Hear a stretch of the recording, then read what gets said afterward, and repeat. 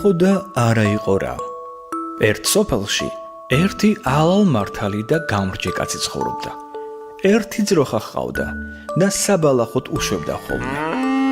ძროხას იმ არემარეში ყველა ნადირი იცნობდა და პატრონის შიშით ახლოს არც ერთი არ ეკარებოდა. კაცი არ ხეინად იჯდა შინ, თლიდა კომბლებს და ჭერში აწყობდა. ამიტომ ხალხიც სახელად კომბლეს ეძახდა. ერთ წელიწადს ძროხა ბეწად დარჩა, აღარ იწველიდა. კომბლე მიფიქრა, ამ ბეწ ძროხას რა უნდა გამორჩეო, მოდი გავყიდი და სამაგიეროდ ცხვრებს ვიყიდი, სხვა თუ არაფერი გაზაფხულზე მატყლს მაინც გავპარსავო. წაიყვანა ძროხა ბაზრობაზე და აატარ ჩამოატარა. ბეწ ძროხა რა თქმა უნდა მსუქანიც იქნებოდა და ყასბებს მისი დანახვისთანავე მოეწონათ. მაგრამ ფასის მიცემა დაენანათ. ერთმანეთში მოვილაპარაკეს. მოდი ამ ტეტიას შარი მოვდოთ და თხის ფასად გავაყიდინოთ ეგ ძროხაო. მივიდა ერთი ყასაბი კომბლესთან და ჰკითხა: ვენც მობილო, რა ღირს შენი თხაო? კომბლე გაბრაზდა: შეოხერო, თხა სად ხედავ? ძროხაა ესო. ყასაბმა უთხრა: არა, ეს თხა არისო.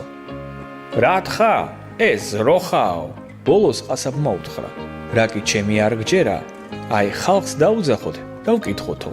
დაუძახა ყასაბმა თავის მეგობარ ყასბებს და ჰკითხა: ხალხო, სამართალი გვიყავით, გაგვაგებინეთ, ეს თხა არის თუ ძროხა? რა თქმა უნდა, ეს თხა არის, ჩვენ აქ ძროხას ვერსად ვერ ვხედავთო. მიუგეს ყასბებმა. მიუბრუნდა ყასაბი კომბლეს და უთხრა: აი ძმობილო, ხო გესმის, ეს პატიოსანი ხალხი ამბობს, რომ ეს თხა არის, ამათ მაინც დაუჯერეო. გადაირია კომბლემ, მაგრამ იმდენ ხალხში რას გახდებოდა? ადგა და მიჰყიდა ძროხა თხის ფასად. გამოართვა ყასაბს ფული და უთხრა: რა კი ეს ჩემი ძროხა, თხად იყიდეთ.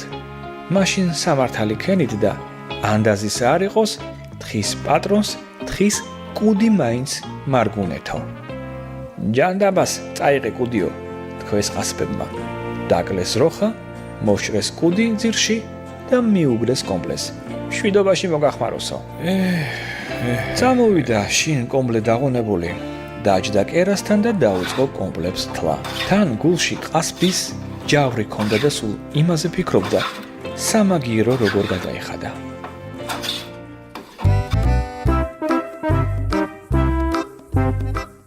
ერთ დღეს კომბლემ გაიგო.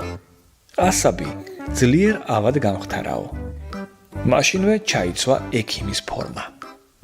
გაიკეთა წვერი, რომ არავის ეცნო, ამოიფარა ჩოხის ქვეშ ძროხის კუდი და ერთი კარგი შვინდის კომბალიც წაიღო თან. მივიდა ყაზბის სახლში და მის მოსამსახურეს უთხრა: თქვენს ბატონს მე მოვარჩენ. ოღონდ ჩემი წამალი ძალიან ძლიერია. რომ დავალევინებ, ოფლს გამოადენს და ყვირილს დაიწყებს. მიშველეთ, მომკლესო, მაგრამ თქვენ არ შემოხვიდეთ და კარები არ გააღოთ. თორემ ოფლზე ნიავი დაკრავს, უარესად გახდება და მერე თქვენი ჭირიც წაუღიაო. რა კი ასიაო? თანახმავართო. შეუშვეს მოსამსახურებმა კომბლე ყასაბთან და კარი გარედან გადაკეტეს. მივიდა კომბლე ყასაბთან, მაჯა გაუსინჯა და უთხრა: აბა ერთი გაიხადეო. ყასაბმა რა თქმა უნდა კომბლე ვერ იცნო. მართლა ექიმი ეგონა და მაშინვე გადიდლდა. კომბლემ გამოიღო უბიდან ძროხის კუდი, დაანახა ყასაბს და ჰკითხა: აბა ეს რისი კუდიაო? რა თქმა უნდა ძროხის, მიუგო ყასაბმა. ახლა გახდა ძროხისა, ხო? უშენ სულ ძაღლო. აბა შენ არ მითხარი, თხის არისო და ჩემი ძროხა თხის ფასად არ წაიღე? უთხრა კომბლემ, გამოიღო შვინდის გასულტული კომბალი და დასხო გვერდებში. ყასაბმა ღრიალი მორთო: მიშველეთ, მომკლა კაცი, ვაი დედა, ვაი. მაგრამ ვინ უშველი და ყველა ხო გაფრთხილებული იყო? ვითომ და წამალი ძალიან ძლიერიაო. ბოლოს რომ ვეღარ გაუძლო კომბლეს კომბალს, შეეხვერძა: ნუ მომკლავ და იმ ერთი ძროხის ფულს ორად გადაგიხდიო. ამოიღო ჯიბიდან ოქროთ სავსე ქისა და კომბლეს მიცა. კომბლემ მხოლოდ თავისი ძროხის საფასური აიღო. დანარჩენი უკან მიუგდო და წამოვიდა. იყიდა 4 ცხვარი და მირეკა შინ. მეორე დილით გაუშვა ცხრების საძოვარზე და თან დაარიგა. თუ მგელი ან სხვა რომელიმე მტაცებელი შეგხვდებათ, უთხარით, რომ კომბლესი ვართო. ჩემი ეშინიათ და ჩემი შიშით ახლოს ვერც ერთი მტაცებელი ვერ გაგეკარებათო. ცხრები გამოუცდელნი იყვნენ. შეხვდნენ საძოვრებს და სრულიად უცხო მხარეს გადავიდნენ. იქ კომბლეს არავინ იცნობდა. შემოხვდათ მელია და ჰკითხა. ცხრებო, ვისი ხართო? კომბლესი, მიუგეს ცხრებმა. კომბლე რაღაცია. კომბლეის კაცია, კომბლებს თლის, ჯერ შეაწყობს, ვინ ჩვენ შეჭმას დაგვიპირებს, თავში ჩაცხებს, უპასუხეს ცხრებმა. მე თქვენი კომბლე რაღაც ძალიან საშიში კაცია. არა, მე წავედი აქედან უთქვა მელიამ და გაეცალა იქაურობას. იარეს ცხრებმა იარეს და ახლა მგელი შემოხვდათ. ცხრებო, ვისი ხართო? ვისი და კომბლესი? უპასუხეს ცხრებმა. ეგ კომბლე რაღაცია. კომბლეის კაცია, კომბლებს ათვლის, ჯერ შეაწყობს, ვინც ჩვენ შეჭმას დააპირებს, თავში ჩაცხებს, უპასუხეს ცხრებმა. შეეშინდა მგელსაც. რაღაც ძალიან საშიში ჩანს ეგ თქვენი კომბლე. წავედი აქედან, თქვა იმანაც და უკან მოუხედავად მოკურწყლა. იარეს კიდევ ცხრებმა იარეს და ახლა დათვი შემოხვდათ. ცხრებო, ვისი ხართო? ვისი და კომბლესი? კომბლე რაღაცია, კითხა დათვმა. კომბლეის კაცია, კომბლებს ათვლის, ჯერ შეაწყობს, ვინც ჩვენ შეჭმას დაგვიპირებს, თავში ჩაცხებს, უპასუხეს ცხრებმა. მე თქვენი კომბლე არ ვიცი, მე შიერი ვარ, მოდი დაკა, უთხრა დათვმა და 4-ვე ცხვარი ცოცხლად გადაღლაბა.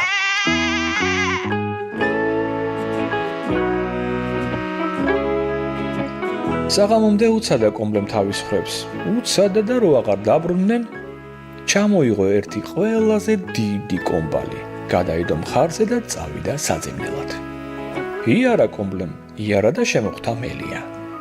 მელია, ჩემო ზვირფოსო, ჩემი ცხრები ხომ არ გინახავსო? კითხა კომბლემ. კომბლე შენახარ?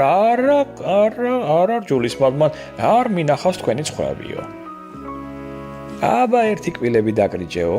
დააკრიჭა მელიამ კბილები და ენას გამოყო. მაგრამ არც კბილებსა და არც ენაზე სისხლის ნატამალი არ ჩანდა. დაანება კომბლემ მელიას თავი და წავიდა.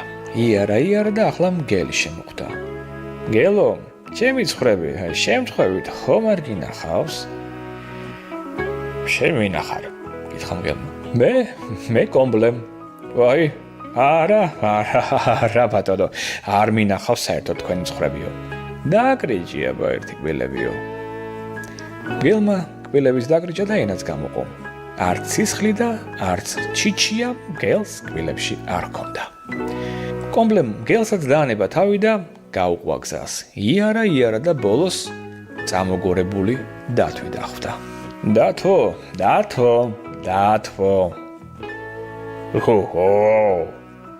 ჩემი ცხრები ხო არ გინახავსო?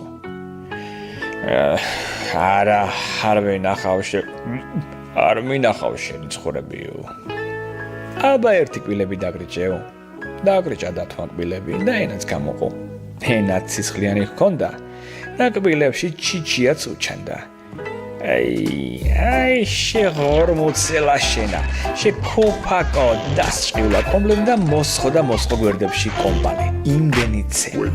იმდენი ცემა რომ უცლიდან ცოცხლად გადაყლაპული ცხრები უკან ამოაყლაპინა.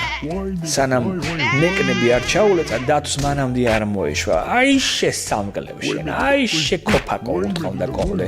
დაუსოგავად თავის კომბალს დათუნიას. ღრიალევდა და კოტრიალევდა, მაგრამ რა სიზამ ელოდა. სად გაიქცეოდა? ამოყარა კომბლემ თავისი ცხვრები და შინისკენ გარეკა.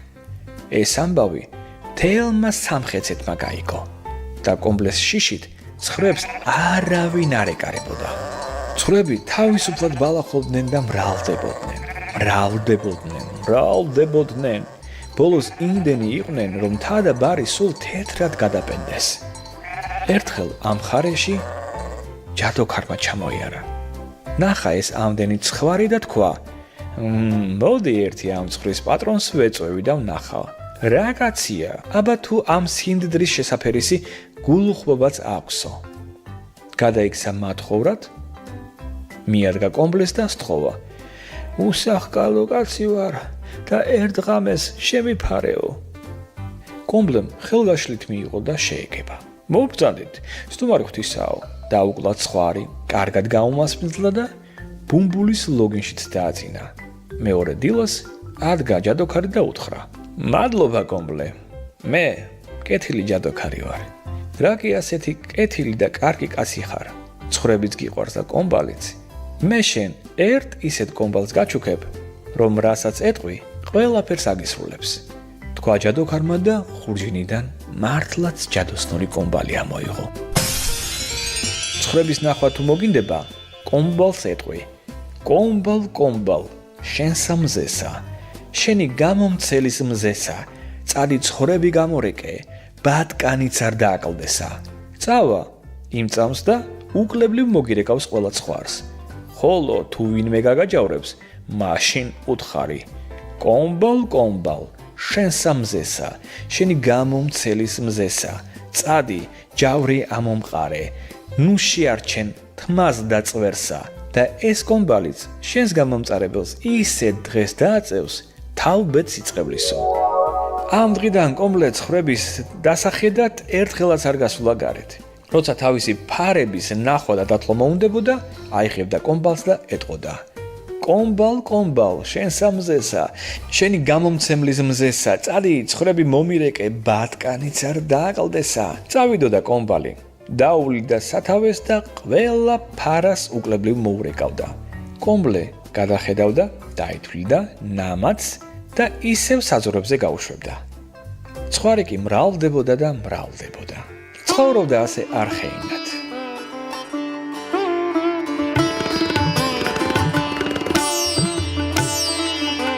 იმ ქვეყნის ხელმწიფე მეტისმეტად გულხამრი და შეუბრალებელი ვინმე იყო.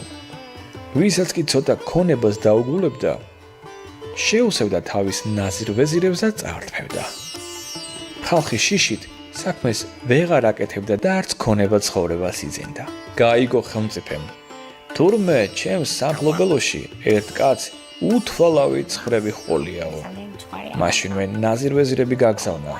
სულ ერთიანად წაართვით და აქ მომგვარეთო. წავიდნენ ნაზირ-ვეზირები.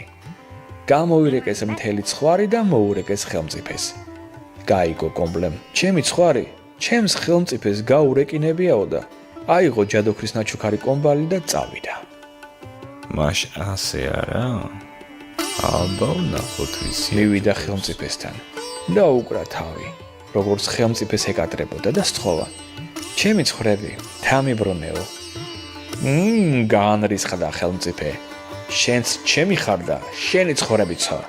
როგორ მიბედავ ასე თხოვნასო და ვეზირებს უთხრა: დაიჭირეთ ეს პრიღვი.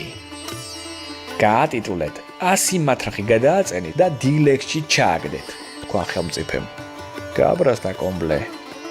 ვინ ვის კრავს და მათრახს გადააწნის ახლავე ვნახავთო. ამოიღო ჯადოქრის ნაჩუქარი კომბალი და უთხრა: კომბალ, შენსა მზესა, შენი გამომცელის მზესა, წადი ჯავრი ამომყარე, ნუ შეარჩენ თმას და წვერსა.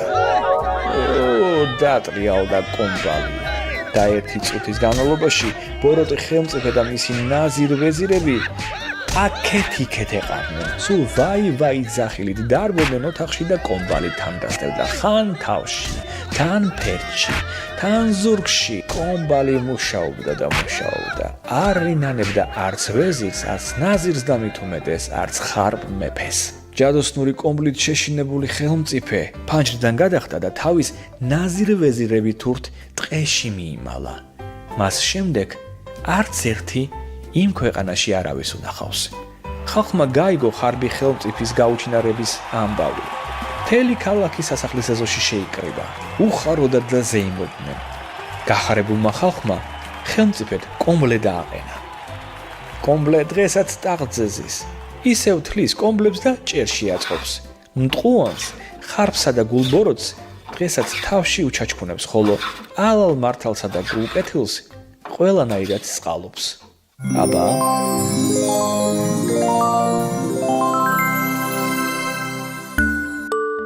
აი ასეთი იყო ჩვენი ამბავი კომბლეს შესახებ.